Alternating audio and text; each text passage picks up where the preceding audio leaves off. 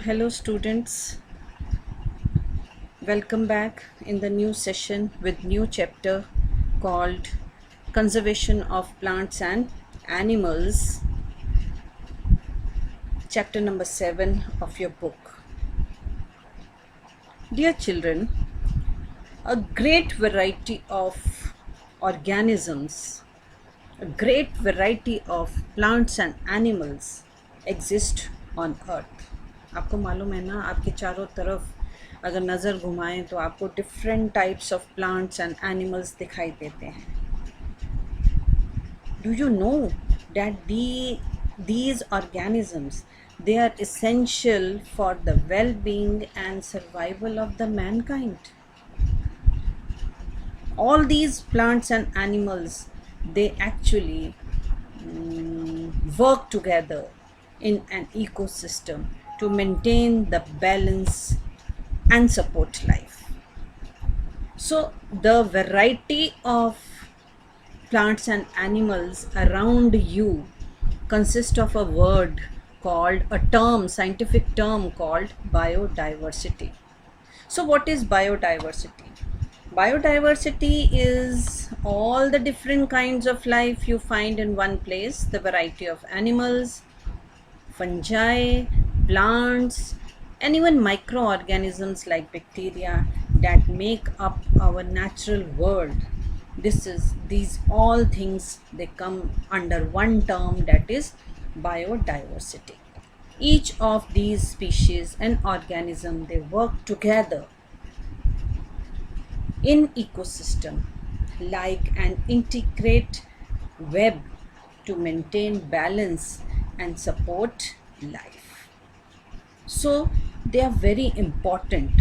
Each and every organism found on this planet is important for us. And the forest, mainly these organisms, they are found in forest. Forest, the beautiful place where wildlife exists. मानते हो ना आप लोग? जंगल क्या है? ऐसी जगह जहाँ पर आपको डिफरेंट काइंड्स ऑफ प्लांट्स मिलेंगे, डिफरेंट काइंड्स ऑफ एनिमल्स मिलेंगे. आपने डिस्कवरी चैनल्स टीवी पे देखा होगा, कितने ब्यूटीफुल प्लांट्स एंड एनिमल्स दिखते हैं हमें, जो आपने कभी सोचा भी नहीं होगा लाइफ में वो दिखते हैं. और what is the contribution of these organisms in maintaining the ecosystem or ecological balance of life in this world. You must understand, you must watch these type of channels on the TV. Okay, so these forests are very beautiful, but क्या हो रहा है आजकल forest के साथ? Major threat to survival of these organisms is deforestation. आजकल आपने सुना होगा कुछ एनिमल एंडेंजर्ड हैं, कुछ एनिमल्स एक्सटिंक्ट हो चुके हैं. डायनासोर्स जो किसी ज़माने में रहते थे इस अर्थ पे, आज आपको नहीं दिखते हैं. कुछ ऑर्गेनिज्म, अभी आप इसी चैप्टर में आगे पढ़ेंगे, एंडेंजर्ड ऑर्गेनिजम्स हैं जो मुश्किल से बहुत. आजकल आपने सुना होगा टाइगर को बचाने के लिए सब लोग प्रयास कर रहे हैं, because tiger is a part of an ecosystem. Project tiger आपने सुना होगा. क्यों ये कम होते जा रहे हैं? क्योंकि डिफॉरेस्टेशन हो रहा है. What do you mean by deforestation? Deforestation is actually the clearing of forest. Forest को काट देना, मतलब वहाँ पर trees in the forest are cut for some of the purposes. वो पर्पस क्या है? हम अपने फ़ायदे के लिए हम इन ट्रीज़ को काट देते हैं. हमारा कौन सा फ़ायदा है? हमारा फ़ायदा क्या है? हमें लैंड चाहिए. हमारी पॉपुलेशन डे बाय डे बढ़ रही है, तो रहने के लिए जगह चाहिए. अब रहने के लिए जगह चाहिए तो फॉरेस्ट काटे जाते हैं जिससे कि वहाँ पर खेती कर सकें. फॉरेस्ट को काट के पेड़ काट दिए और वहाँ पर खेती करनी है, cultivation. So first point is procuring land for cultivation. Population बढ़ रही है, जगह ज़्यादा चाहिए, रहने के लिए भी जगह ज़्यादा चाहिए, और फिर उस पॉपुलेशन को खिलाने के लिए भी जगह ज़्यादा चाहिए. तो हम क्या करते हैं, हम फॉरेस्ट में पेड़ को काट देते हैं। पेड़ कटे तो वहाँ पर रहने वाले सारे जीव जंतु भी मर जाते हैं। आपने आजकल सुना होगा, कभी तेंदुआ आ जाता है विलेज में, कभी कोई और जानवर आके परेशान करता है। आजकल एक फिल्म आई हुई है, अगर आप OTT प्लेटफॉर्म पे देखते हैं तो शेरनी, शेरनी एक पिक्चर आई हुई है, किस तरह से लोग शिकार कर रहे हैं अपने मतलब के लिए। आप देखिए फिल्म, अच्छी फिल्म है। So next is building houses and factories. अब हमें रहने के लिए जगह चाहिए तो हाउस बनाएंगे हम, पेड़ काटेंगे। हमें तरक्की करनी है, हमें आगे बढ़ना है, हमें अपनी कंट्री को डेवलप बनाना है, तो हमें फैक्ट्रीज़ चाहिए, क्योंकि इंडस्ट्रियलाइजेशन को और आगे बेटर करने के लिए हमें फैक्ट्रीज़ चाहिए। तो ये सब के लिए हम क्या करते हैं, पेड़ों को काट देते हैं। Third is using wood as fuel and making furniture. Yes, we all want that we should have best furniture in our house. तो फर्नीचर किससे बनता है, लकड़ी से बनता है, वुड से बनता है। वुड कहाँ से आती है, पेड़ों से आती है। अब पेड़ कटेंगे तभी वुड मिलेगी ना आपको। Using wood as a fuel, कई कई ट्राइबल एरियाज़ में आप जाइए तो वो लोग they are dependent on the forest and they cut trees to get wood. अब वुड से वो अपना चूल्हा जलाते हैं और अपना गुजारा करते हैं। So these are the man made causes of deforestation.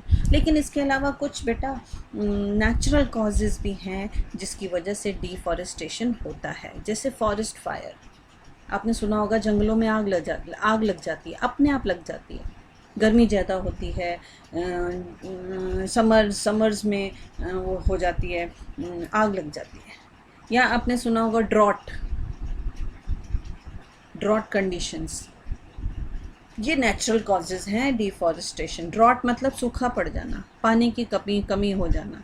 जब पानी नहीं रहेगा अर्थ के अंदर तो क्या होगा, वहाँ पेड़ों की जड़ों को पानी नहीं मिलेगा और पेड़ मर जाएंगे, और एक तरह से वो भी पेड़ मर जाएंगे तो वो भी फॉरेस्ट ख़त्म हो जाएगा। So these are some man made and natural causes of deforestation. अब डिफॉरेस्टेशन की वजह से क्या होता है, what are the consequences of deforestation? Deforestation के इफ़ेक्ट्स क्या हैं? The first consequence is increase in the temperature and pollution level on the earth.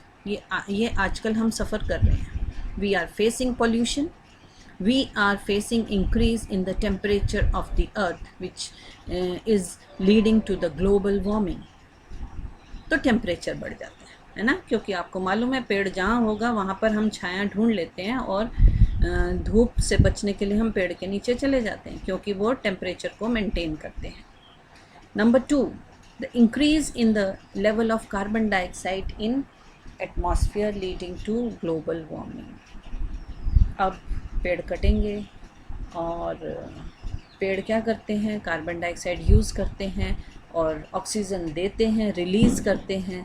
तो ऑक्सीजन रिलीज़ तो करते हैं लेकिन कार्बन डाइऑक्साइड वो यूज़ करते हैं। अब कार्बन डाइऑक्साइड यूज़ करने वाला ही नहीं बचेगा तो कार्बन डाइऑक्साइड जमा होती जाएगी। कार्बन डाइऑक्साइड क्या करती है, ग्रीन हाउस इफ़ेक्ट प्रोड्यूस करती है। ग्रीन हाउस इफ़ेक्ट से हमारे अर्थ का टेम्परेचर बढ़ जाता है और उसका रिज़ल्ट होता है ग्लोबल वार्मिंग। ठीक है। दूसरा, आपको मालूम है पेड़ जो है उनकी रूट्स जो हैं वो वाटर को एब्जॉर्ब करके ग्राउंड वाटर लेवल को इंक्रीज़ करती हैं। अगर पेड़ नहीं होंगे तो ग्राउंड वाटर लेवल इंक्रीज़ नहीं होगा, वो रिड्यूस हो नीचे चला जाएगा। हम कहते हैं धरती का पानी नीचे जा रहा है। आप देखो मोटर लगाते हो तो उसको कुछ गहराई तक नीचे मोटर फिक्स करनी होती है ना, तो अगर पानी और नीचे चला जाएगा तो आपकी मोटर बेकार हो जाएगी। So all these consequences they result in the imbalance in the nature. मतलब पेड़ कटेंगे तो नेचर का बैलेंस डिस्टर्ब हो जाएगा। नेचर का बैलेंस ऐसे डिस्टर्ब होगा, एक तो पेड़ जो हमें चीज़ें देते हैं, पेड़ों से जो हमें फ़ायदा होता है वो नहीं मिलेगा, और पेड़ों पर रहने वाले जीव जंतु या पेड़ उन जंगलों में रहने वाले जीव जंतु भी मर जाएंगे। तो पूरा का पूरा एक सिस्टम जो ईश्वर ने क्रिएट किया है वो ख़त्म हो जाएगा। इसके अलावा you know that roots of the trees they bind the soil। अब ट्रीज ही नहीं रहेंगे तो सॉइल को बाइंड करके कौन रखेगा? हवा उड़ा के ले जाएगी, पानी बहा के ले जाएगा सॉइल को, तो उसको हम बोलते हैं सॉइल इरोजन। सॉइल का इरोजन होगा, और सॉइल इरोजन होगा तो ऊपर की जो लेयर होती है सॉइल की, ह्यूमस बोलते हैं, वो काफ़ी फर्टाइल होती है, वही बह जाएगी या वो उड़ जाएगी तो सॉइल की फर्टिलिटी ख़त्म हो जाएगी। सॉइल की फर्टिलिटी ख़त्म होगी तो वहाँ पर डेजर्ट बन जाएगा। This process is known as desertification. Okay. और जो वाटर, अब पेड़ जो है ना वो बाढ़ से भी बचाते हैं। पेड़ों की रूट्स जो हैं वो पानी को एब्जॉर्ब करके, परकोलेशन करके वो ग्राउंड वाटर लेवल में डाल देती है, पानी को ग्राउंड में डाल देती है, तो उससे बाढ़ आने के चांसेस भी कम हो जाते हैं। बट अगर डिफॉरेस्टेशन होगा तो there will be increase in the water holding capacity of soil leading to floods. Okay. Then drought, अभी बताया आपको कि बहुत कम पेड़ का मतलब होता है कि ज़्यादा कार्बन डाइऑक्साइड इकट्ठी होती जाएगी एटमॉस्फेयर में ज़्यादा कार्बन डाइऑक्साइड इकट्ठी होगी तो ग्लोबल वार्मिंग होगा, क्योंकि कार्बन डाइऑक्साइड क्या करती है, हीट रेज को बाहर नहीं जाने देती अर्थ के एटमॉस्फेयर से। तो so the increase in temperature on the earth disturbs the water cycle. इससे क्या होगा, ज़्यादा हीट होगी तो पानी इवेपोरेट हो जाएगा, इससे पूरा का पूरा वाटर साइकिल हिल जाएगा, and this may reduce rainfall. और रेनफॉल नहीं होगी, जहाँ रेनफॉल नहीं होगी वहाँ सूखा पड़ेगा। This condition is known as drought. So in this picture drought is shown. Okay. Next is desertification, very important consequence of deforestation. It is actually desert कैसे बनते हैं, जब टॉप लेयर, जो सॉइल की टॉप लेयर होती है जिसे आप ह्यूमस बोलते हो, वो एक्सपोज हो जाती है। एक्सपोजेस वो मतलब पेड़ बहा के ले जाएंगे या पानी बहा के ले जाएगा, तो क्या नीचे से कौन सी लेयर निकलेगी? Hard and Rocky lower layer. अब उसमें ह्यूमस तो होता नहीं है ना, उसमें ह्यूमस भी नहीं होता, एयर भी नहीं होता, और वो बिल्कुल फर्टाइल भी नहीं होती। As they are less fertile the soil becomes like a desert. वो रेतील सॉइल जो है वो डेजर्ट की तरह बन जाएगी, और वो जो एरिया है वो डेजर्ट का रूप ले लेगा। This is known as desertification. तो क्या किया जाए, इन सब कॉन्सिक्वेंसेस से कैसे बचा जाए? सॉल्यूशन है बेटा। The solution is conservation of forest and wildlife. इन सबको हमें बचाना है। कंजर्वेशन मतलब सेव करना है, बचाना है, लेकिन कैसे? You have to wait and watch our next video. So stay tuned. Thank you.